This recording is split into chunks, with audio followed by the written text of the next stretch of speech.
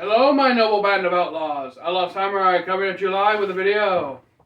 Ooh, European sword. Are we discussing filthy gaijin dog topics today? I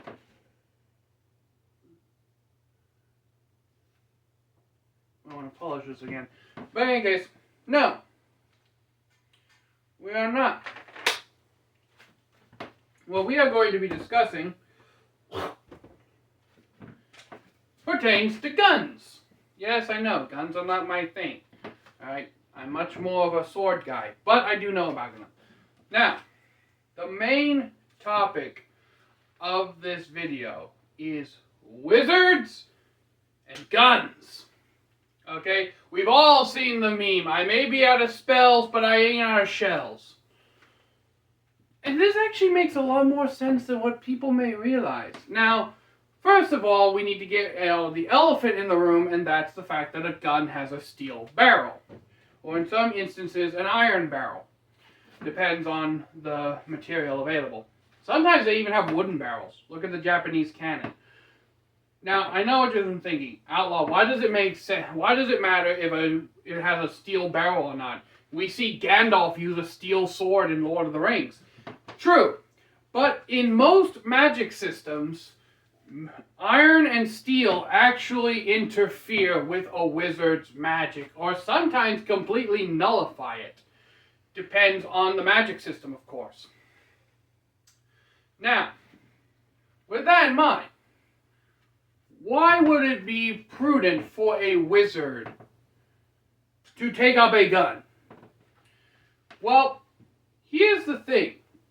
And guns in fantasy settings are a highly debated topic, okay? You can set an entire chat room on fire just by saying the wizard should pull out the glicky, okay? So, here's why I think guns and wizards make more sense than what people want to believe. First of all, wizards in most magic systems have a fine amount of mana. What is mana? It is the energy used to cast spells. Alright? So your 1d4 damage fireball, maybe guns would be better for wizards to keep them from casting fireball all the time. Alright? I cast pew pew. Instead of I cast, I'm going to turn everyone into a Thanksgiving dinner fireball. Yes, because fireball apparently destroys everything around itself. I did not know that until watching a lot of Dwarven Dad D&D videos. But aside from the point. But that is aside my point. The reason I believe wizards would adopt guns is simply because of their finite supply of mana. For the first part, of course. So let's say you're a wizard, you're in a dungeon, you fought 24 different creatures already, all mid-level, like a level 4 goblin, a level 2 mimic, stuff like that. And you're the only wizard in your party, your mana's starting to get a little low. So you reach into your magic satchel and you pull out your trusty musket. And your other party member's like, why did you bring that? It's like, simple. I may not be, my mana's running low. So I'm going to switch to the musket. I could see this being a very valuable time for a wizard to pull a musket out of their magic satchels or something. Especially if they're fighting a powerful boss. Let's say that if the boss has a health bar of 100, every musket shot does like 25 damage. Alright? Which would be the equivalent of a high-level spell.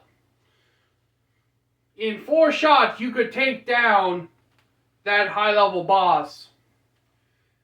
And not only that, but let's say you only have the 1 musket shot. If your other party members have weakened it, let's say they've all done about 20 damage altogether, and you manage to get the 1 shot off and do an extra 25, you've cut that boss's health almost in half with just 1 shot. Alright? So, damage potential, especially if you were to, because this 50 caliber musket will blow about a 5-inch hole through a deer's body. It will definitely put a golf ball size hole through a human body. So yeah, big guns equal big damage. Now, not to say that the wizard would resort to this every time, but especially if your mana is low and you have to conserve your mana. Let's say your mana, it naturally replenishes itself over time. So if you rest for 2 hours, your mana restores itself by 50%. Even if you're at half strength, guns are equalizers for a reason. There's a reason why guns took over real-world battlefields as the years went on. It's because in the time it takes you to train, let's say, a decently proficient archer or decently proficient swordsman, those two individuals could take almost a year to a year and a half to train to the point where they are deadly proficient. You can take an entire village full of rabble and peasants, arm them with muskets, and within a week, they are able to shoot accurately enough to kill those same highly skilled archers and swordsmen from almost double the distance. Right? That is the reason why guns became so prevalent, is because they actually are far more efficient killing weapons.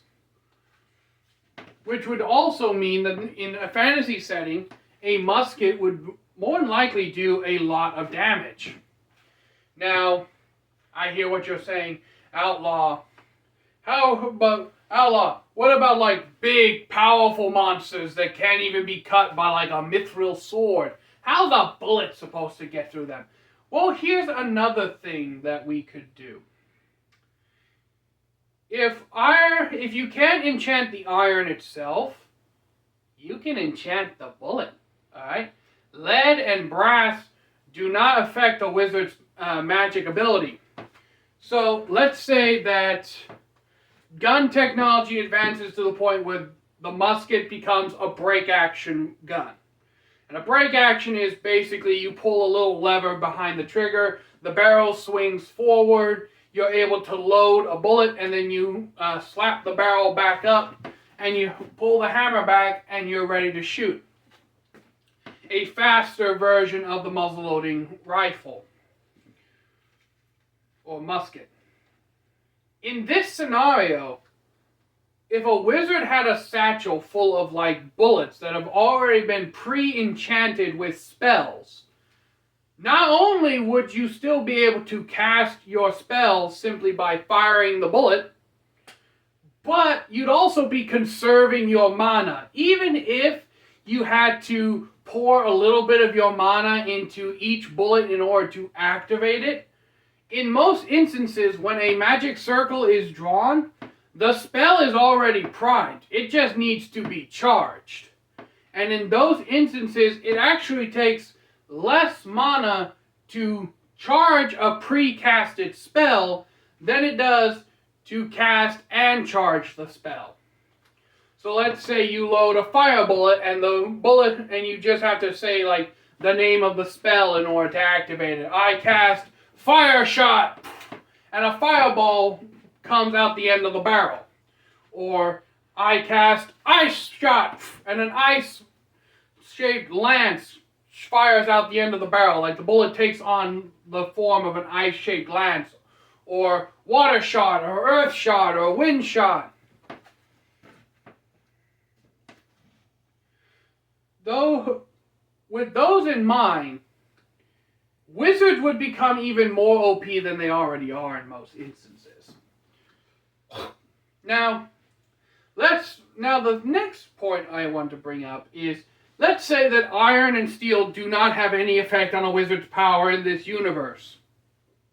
Okay? Let's say that that's just an old wives' tale. Iron and steel don't affect our powers at all, kind of thing. that opens up a whole new realm of possibilities to enchant the gun itself. Where, let's say you had a little disc right here at the end of the stock. And you're pinned down behind enemy lines, flip the gun around, and you're like, hold on a second, and you just flip over to a fire insignia. Then you would then pour your mana into the gun, and when the spell is finished, you jump up and say, I cast Fireball! Pull the trigger and boom, Fireball is cast. But instead of it being an extremely destructive, huge spell, it's actually more focused and concentrated, allowing it to affect a lesser area but still deliver incredible damage. That's what I feel like wizards would enchant their guns to do. Basically increase the accuracy and potency of their spells and also eliminating a lot of excess destruction from them. So the gun itself could probably deliver a plus 10 damage or something. Now, obviously, this would also open up the realm of possibility to a wizard just carrying an extra long musket and using it as their wizard staff. Like, I could see, them casting, like a wizard holding a musket like this. They're just casting, like, a random spell, and then all of a sudden it's like, I cast Precision Shot! Or something like that. There's just so many different ways and reasons why wizards should adopt guns. Now, on the same topic, you probably wonder, well, Outlaw, if wizards adopt guns, who else would you believe would adopt guns? Well, honestly, there are three others that people, two of them being different races, the dwarves and elves, strangely enough. I'll get to that in a minute. And then there would be a class that I think would really adopt guns and probably be the leader in advancing their abilities to shoot more and faster. The ones that I think that would adopt them the most readily at first would actually be rogues and rangers. Alright, especially if you deal with the fantasy ranger. He's got an area. Rangers existed in our real world. They were kind of like forest keepers for lords and nobles. They would go around and either hunt for the noble, hunt a deer and bring it back to the noble for his food, or they would kind of chase out villagers trying to sneakily forage around in the noble's forest. Basically, they were land keepers. And of course, rogues would also adopt these because of the simple fact that with only about a month's worth of training, you can be proficient enough to hit a human-sized target out at 100 yards, which is the max range that any musket-style rifle will be able to hit. So, I could see rogues using these as like assassination tools. Assassins also taking interest in using these. Like, the reason I say that people like town guards or the military wouldn't really adopt these very quickly is because in most fantasy settings, militaries are made up of mainly nobility who put a strong emphasis on tradition, and a upstart weapon like a gun, they would probably see as like a barbarian savage's weapon. Or you can't kill me elegantly with a sword. And I know I shouldn't really be doing the whole snotty sword attitude because I am a swordsman, but this isn't me we're talking about. It's like, you can't handle the elegance of a blade, you filthy uncouth savage. Which ignorance plays a major part in most fantasy settings. Or, like, there would be like military archers that'd be like, huh, I could outshoot you 100 ways to Sunday. By the time it takes you to reload another shot, I've got 3 more in the air. Which is a major reason why guns didn't take over early on. It's because, in truth, bows actually had a much greater rate of fire than early firearms.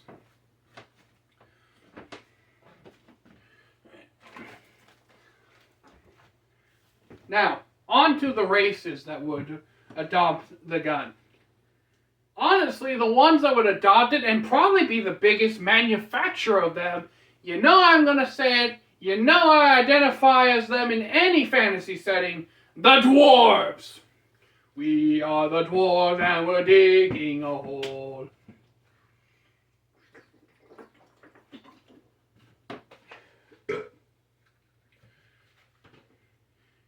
Dwarves would be the ones that would be the biggest progenitor of gun makers and gun users. Simply because dwarves love their boomsticks. Alright? Honestly, and even then, the dwarven army would be the first one to have a standing militia made of gunmen.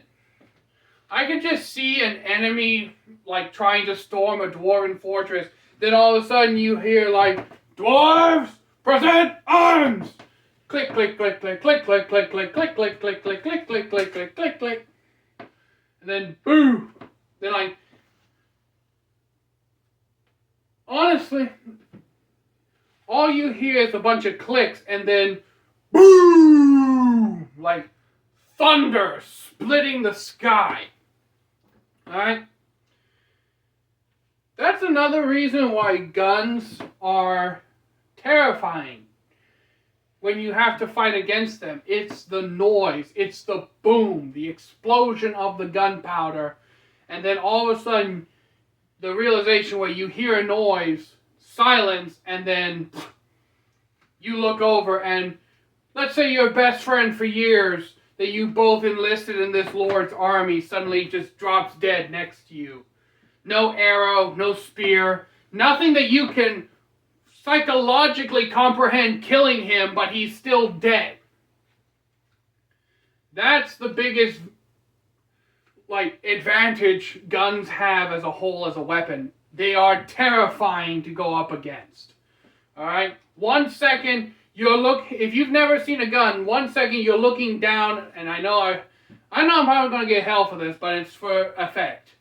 You're looking down the barrel of this thing and you're like, what's that going to do? You're just aiming a metal, boom! And then all of a sudden,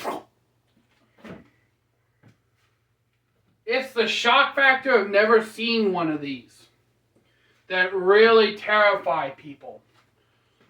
Alright? And you're facing off against a race that has an entire wall, like an entire defensive wall, where archers normally would be with these. Alright? Also, the holes that archers had to shoot out of, murder holes in castles, a gunman in an archer's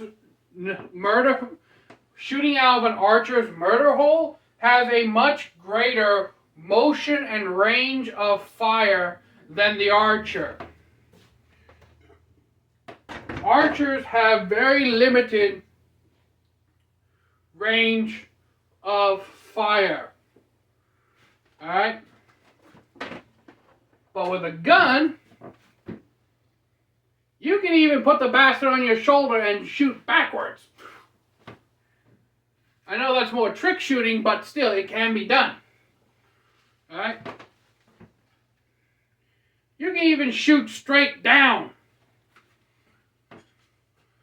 There's just so many more advantages to these than what people in these fantasy worlds see. Mostly because in these fantasy worlds, magic took the place of firearms. There was no need for them to create firearms because, honestly speaking, why would you use a gun when you can fire a literal ball of fire out of your hand? But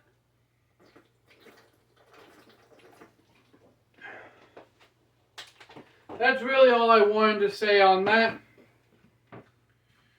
I did mention one other race that would adopt these, and it may be shocking to most people, but hear me out. The elves. Yes, the long ears, the knife ears, the leaf lickers. Elves. Why would elves adopt guns? Simply put, elves in most fantasy settings are archers. Alright? They're proficient with bow and arrow. Now, think really carefully for a moment. What is the natural evolution of the bow? Right? The only thing I'm missing for full evolution is a crossbow. Alright?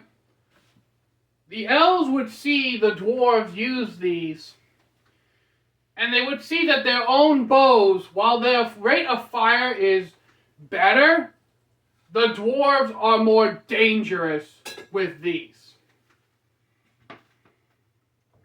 So, that's pretty much everything I have to say. That's why elves would kind of start to move towards guns a little bit. There'd still be those who want to keep with tradition and everything. But there's just so many things that you could do by combining the guns and the magic systems to make them even more powerful, to conserve your own power.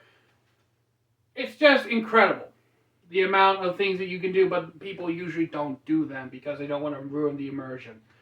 But until next time, I know we'll band about laws. Outlaw Samurai tells all y'all, be crazy rednecks, be safe to use your weapons. I'm out, peace, and happy adventuring.